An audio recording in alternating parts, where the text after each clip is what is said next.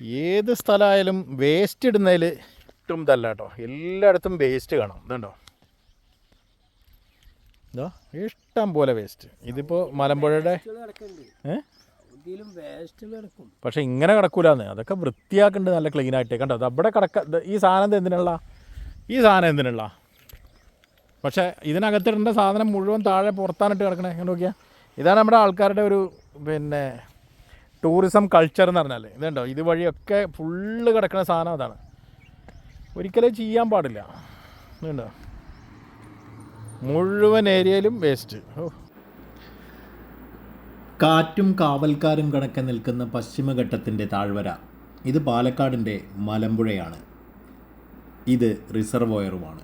പ്രകൃതിയും മനുഷ്യനും ചേർന്നൊരുക്കിയ ഒരു സുന്ദര കാവ്യം പോലെ മനോഹരം.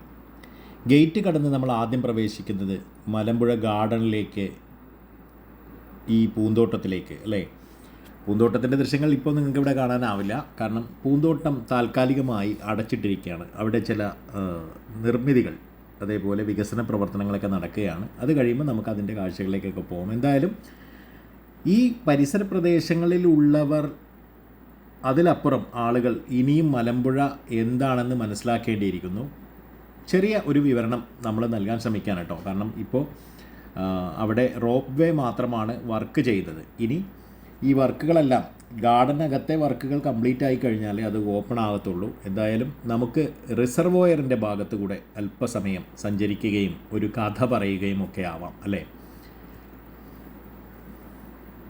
ഈ നിറങ്ങളിൽ വിരിഞ്ഞു നിൽക്കുന്ന പൂക്കൾ നമ്മെ വരവേൽക്കുമ്പോൾ ആകാശത്ത് റോപ്പ് വേയിലെ കുഞ്ഞുകൂടുകൾ മെല്ലെ നീങ്ങുന്നത് നമുക്ക് കാണാം. ഇടയ്ക്ക് എവിടെയോ കാനായി കുഞ്ഞിരാമൻ്റെ യക്ഷി മൗനമായി ഇരിക്കുന്നതും കാണാം. എന്തായാലും മുകളിൽ നിന്നുള്ള ദൃശ്യങ്ങളിൽ ഇതെല്ലാം നമുക്ക് കാണാനാവും. സൂക്ഷിച്ച് നോക്കണമെന്ന് മാത്രമേ ഉള്ളൂ. പാറക്കെട്ടുകൾക്കിടയിൽ അവൾ ഒരു ശില്പമല്ല, മറിച്ച് ഈ മണ്ണിൻ്റെ പ്രണയമായാണ് നിലകൊള്ളുന്നത്.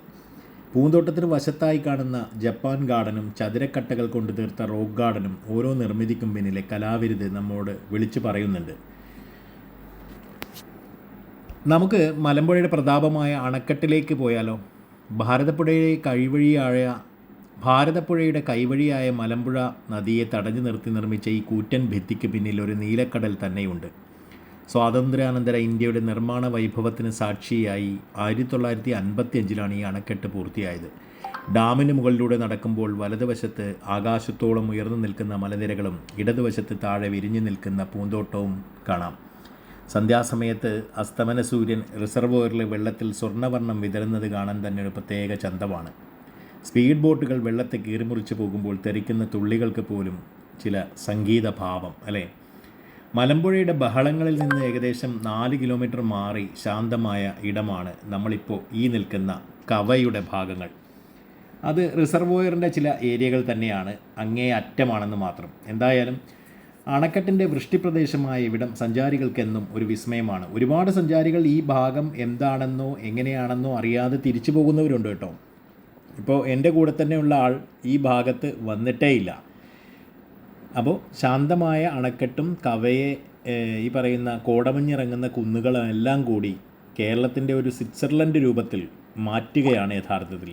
ഇവിടെ കാഴ്ചകളില്ല, അനുഭവങ്ങൾ മാത്രമേ ഉള്ളൂ. നമ്മൾ ഈ വഴിക്കൊക്കെ പോകുമ്പോൾ അത് മറ്റൊരു ലെവലിലേക്ക് നമ്മുടെ ചിന്തകളെ തന്നെ ഉയർത്തിവിടുമെന്നുള്ളതാണ്. ഇപ്പോൾ ഇഷ്ടംപോലെ റിസോർട്ടുകളും മറ്റുമൊക്കെ ആയിട്ട് ഈ ഏരിയയൊക്കെ സമ്പന്നമാണ് കേട്ടോ. പുൽമേടുകൾ ഇരിക്കുമ്പോൾ ദൂരെ പർവ്വതനിരകൾ ആകാശത്തോട് കിന്നരം പറയുന്നത് കാണാം.